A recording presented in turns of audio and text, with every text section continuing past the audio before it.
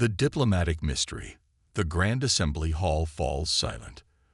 The massive crystal dome of the Galactic Council's summit station cast rainbow patterns across the assembled delegates as Chairman Vex Terry called the 8th Annual Summit of Worlds to order. Representatives from 47 different species filled the specially designed amphitheater, each section customized for their unique biological needs. The air hummed with translation devices working overtime to bridge the communication gap between beings who had evolved under different stars. Ambassador Elena Vasquez adjusted her simple navy blue diplomatic suit and checked her delegation roster one final time. Beside her sat Dr. Marcus Webb, Earth's chief xenobiologist, his weathered face calm despite the magnitude of the gathering.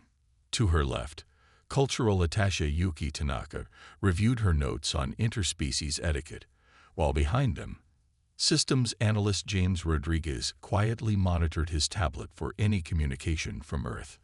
Elena had led Earth's delegation for 8 consecutive years, and she knew the routine by heart. Yet something felt different this time.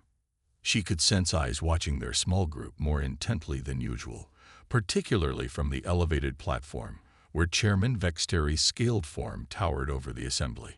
Questions began to surface. Chairman Vex Terry's serpentine head turned toward the human delegation, his yellow eyes narrowing with what Elena had learned to recognize as deep thought rather than aggression. The reptilian species, the Sorokians, had been instrumental in forming the Galactic Council 3 centuries ago, and their natural diplomatic instincts made them excellent mediators between more volatile species.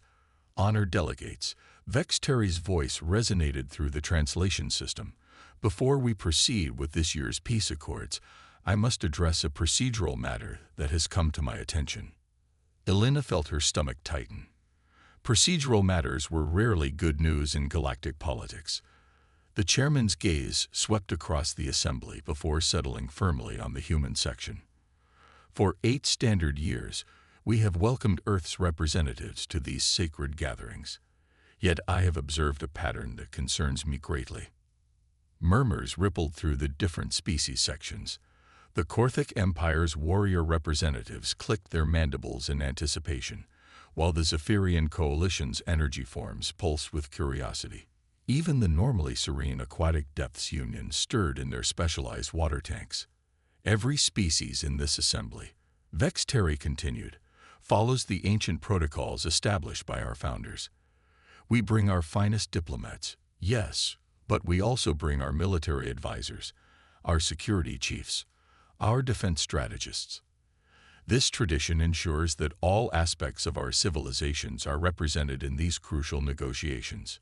Elena exchanged a quick glance with Dr. Webb, whose expression remained perfectly neutral. They had prepared for this moment, though she had hoped it would never come.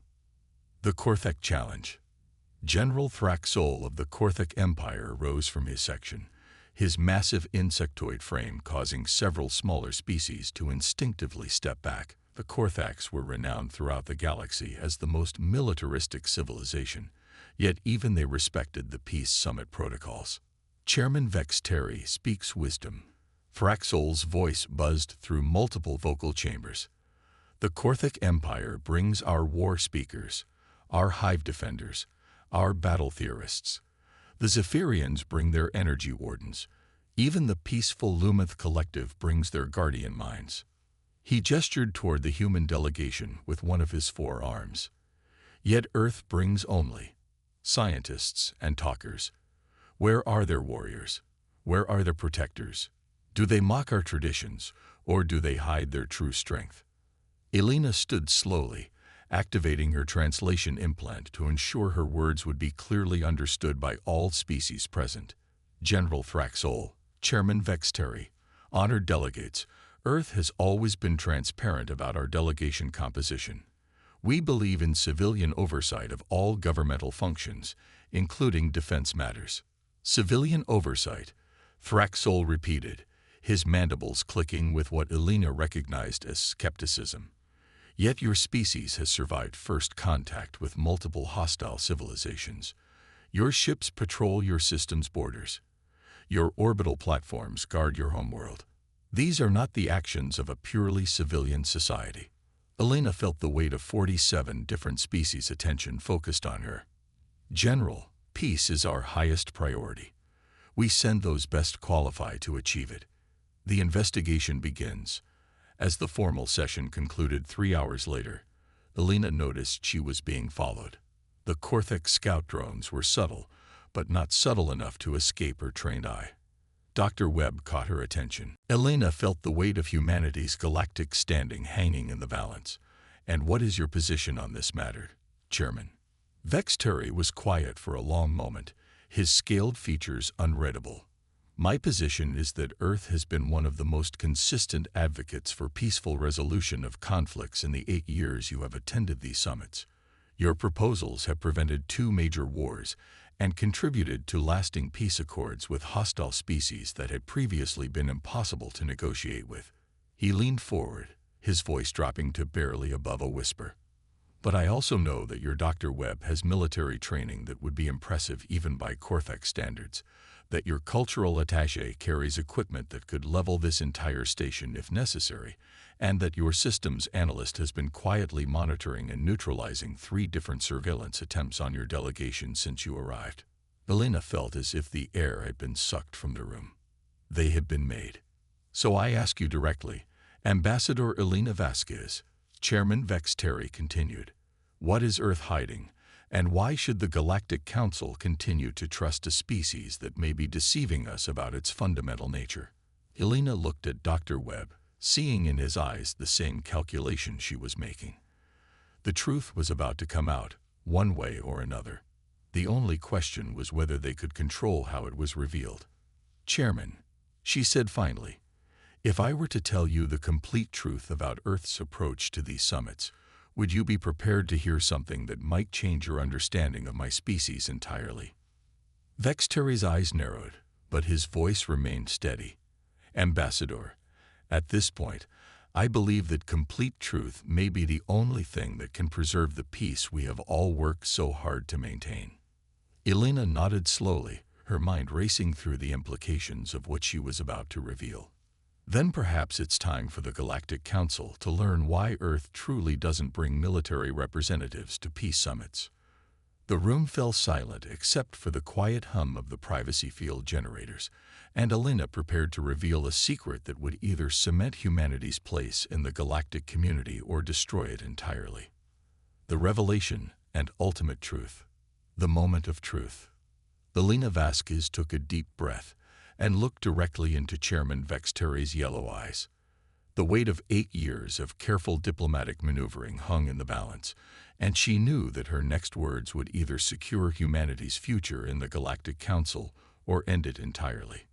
"Chairman Vex Terry," she began, her voice steady despite the magnitude of what she was about to reveal, "you are absolutely correct. Earth has never sent a purely civilian delegation to these peace summits." Dr. Webb's hand moved almost imperceptibly closer to his datapad, while Chairman Vex Terry's scaled features remained perfectly still, betraying no emotion. "However," Elena continued, "the reason for this deception is not what you might expect. Earth doesn't bring military representatives to peace summits because every member of our delegation is military." The silence in the room was deafening. Chairman Vex Terry's eyes widened slightly, the first genuine emotional response Elena had seen from him in 8 years of negotiations. "I don't understand," Vex Terry said slowly. Elena stood and walked to the room's large viewing window, which showed the stars beyond the station. "Dr. Marcus Webb, whom you know as our chief xenobiologist, is actually Admiral Marcus Webb, former commander of Earth's 3rd Fleet and current director of our Xenological Warfare Division. His expertise in alien biology isn't academic, it's tactical." Dr. Webb, or rather Admiral Webb, nodded quietly. "I spent 30 years studying how to protect humans from biological warfare and how to neutralize alien threats without causing unnecessary harm. Every species in this council has unique vulnerabilities that could be exploited in conflict, but also unique strengths that should be respected in peace. The truth about Earth's delegation." Elena turned back to face Chairman Vex Terry, whose expression had shifted from suspicion to something approaching shock. Cultural attaché Yuki Tanaka graduated top of her class from Earth's Strategic Intelligence Academy. She's not just familiar with your customs. She's studied them to understand how each species thinks, how they might react under pressure, and how to predict their behavior in crisis situations. Systems analyst James Rodriguez, Alina continued, is actually Colonel Rodriguez, one of our most skilled electronic warfare specialists. Those communication frequencies he monitors. He's not just listening. He's actively protecting this station and every delegate on it from cyber attacks, information warfare, and electronic espionage. Chairman Vexteri's voice was barely above a whisper, with a slight nod toward the observation galleries, where several species intelligence operatives had taken an unusual interest in photographing the human delegation. Dr. Vasquez, a voice called from behind them as they made their way to the diplomatic quarters. Alina turned to see Sub-Commander Rixel of the Zephyrian Coalition, their energy form contained within a humanoid-shaped force field for easier interaction with solid beings. Sub-Commander, Alina replied with a diplomatic smile. How can I help you? A curious question. Actually, Rixel's voice resonated from their containment field. My species has been reviewing historical records of your participation in these summits. We find it unusual that Earth's delegation roster has remained consistently civilian despite growing galactic tensions. Alina kept her expression neutral. Earth believes in the power of diplomacy to resolve conflicts. Indeed, Rixel pulsed with colors that Alina's cultural training told her indicated polite disagreement. Yet when the Krex marauders threatened the Outer Rim colonies last year, several species reported detecting Earth vessels in the combat zone. Civilian vessels do not typically engage in military operations. Dr. Webb stepped closer to Alina, his movements subtle but protective. The Zephyrians are well informed, he said quietly, his voice carrying none of the nervousness Alina might have expected from a simple scientist. Are you suggesting, Alina replied carefully, that Earth has been less than honest about our intentions? Not at all, Rixel said quickly. We merely seek to understand. Your species is enigmatic. You speak of peace yet respond to threats with remarkable efficiency. You send scientists to diplomatic summits, yet those scientists seem unusually aware of security protocols. The private meeting. That evening, Alina received an encrypted message requesting a private meeting with Chairman Vexteri. The location was specified as Conference Room Gamma 7, one of the station's most secure diplomatic spaces, designed for sensitive conversations between species leaders. Alina arrived precisely on time, accompanied only by Dr. Webb despite protocol suggesting she bring her full senior staff. Chairman Vexteri was already waiting, his imposing form somehow managing to appear both threatening and diplomatic simultaneously. Ambassador Vasquez, Vexteri greeted her with a formal bow. Dr. Webb, thank you for accepting this unusual request. Chairman, Alina replied, taking the seat designed for human physiology. Your message indicated this was a matter of some urgency. Vexteri activated a privacy field that would prevent any electronic surveillance from penetrating the room. Indeed, I must speak frankly with you about Earth's military presence at these summits. Alina felt her pulse quicken, but kept her voice steady. I'm not sure I understand your concern, Chairman. Ambassador, Vexteri's yellow eyes fixed on hers. I have been observing your delegation for 8 years. I have watched Dr. Webb's reactions to security briefings, noticed how cultural attaché Tanaka positions herself to maintain sightlines to all exits, observed how analyst Rodriguez monitors communication frequencies that civilian scientists would have no reason to access. Dr. Webb shifted slightly in his chair, and Alina caught the micro-movement of his hand toward what appeared to be a simple data pad, but which she knew contained considerably more sophisticated equipment. Your point, Chairman? Alina asked. My point is that I do not believe Earth has ever sent a purely civilian delegation to these summits, Vexteri said quietly. And I am beginning to suspect that the reason other species cannot identify your military representatives is because they are so well trained that they appear to be civilians. The warning. The silence in the room stretched for several heartbeats before Elena spoke. That's quite an accusation, Chairman. Not an accusation, Vex Terry corrected. An observation. And possibly a warning. Elena felt ice form in her stomach. A warning about what? 3 days ago, the Corthic Empire submitted a formal inquiry about Earth's military capabilities. Yesterday, the Zephyrian Coalition requested detailed scans of all human delegation members. This morning, I received a joint petition from 6 different species demanding that Earth either reveal its true military structure or be excluded from future summits. Dr. Webb leaned forward slightly. On what grounds? On the grounds that Earth may be operating under false pretenses, Vex Terry replied. That your species may be far more militarized than you admit, and that your presence at peace summits while concealing your true nature represents a fundamental violation of the trust these gatherings require. And you, Ambassador? Elena straightened her shoulders. I am Admiral Elena Vasquez, former Supreme Commander of Earth's Combined Defense Forces. I've led fleets in 3 major conflicts and coordinated the defense of our solar system against hostile incursions. But for the past 8 years, my most important mission has been sitting in this room, talking to beings like you. The chairman's clawed hands gripped the edge of the table. Why? Why maintain this deception? Why not simply send civilian diplomats as you claimed? Elena returned to her seat, her expression becoming more serious. Because, Chairman, the truth about humanity is something that would terrify most species in this council. We don't have a separate military class. We don't have a distinction between civilian and military leadership. On Earth, every citizen is a potential soldier. The total defense doctrine. Admiral Webb leaned forward, his scholarly demeanor replaced by something more intense. Earth operates under what we call the total defense doctrine. Every human who reaches adulthood receives military training.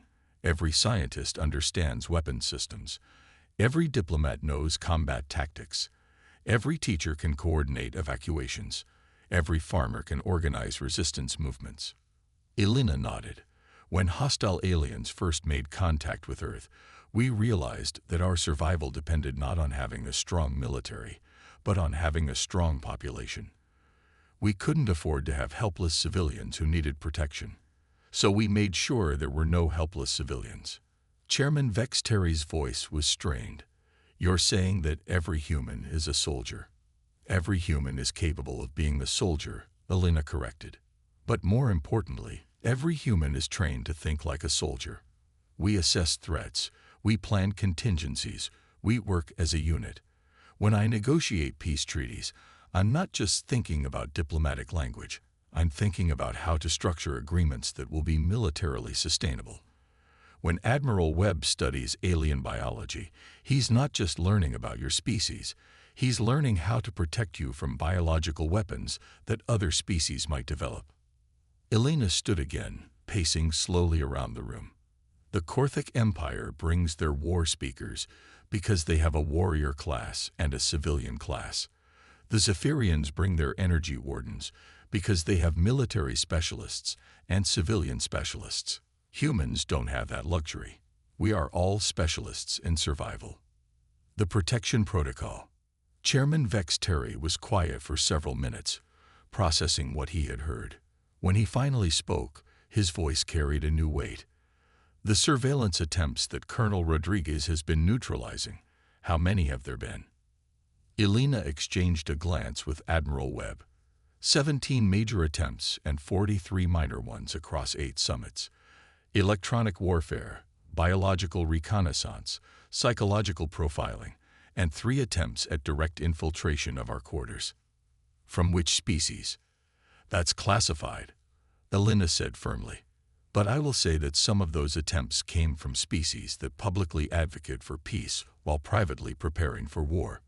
Chairman Vex Terry's scales rippled with what Elena recognized as deep concern.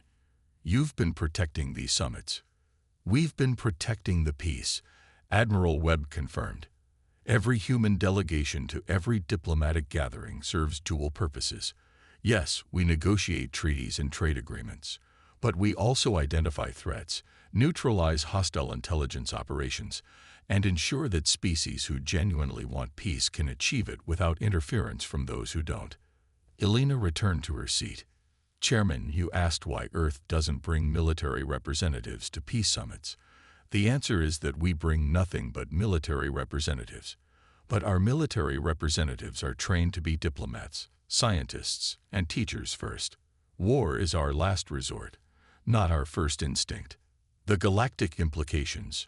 Chairman Vexteri slowly raised his head, his yellow eyes meeting Elena's.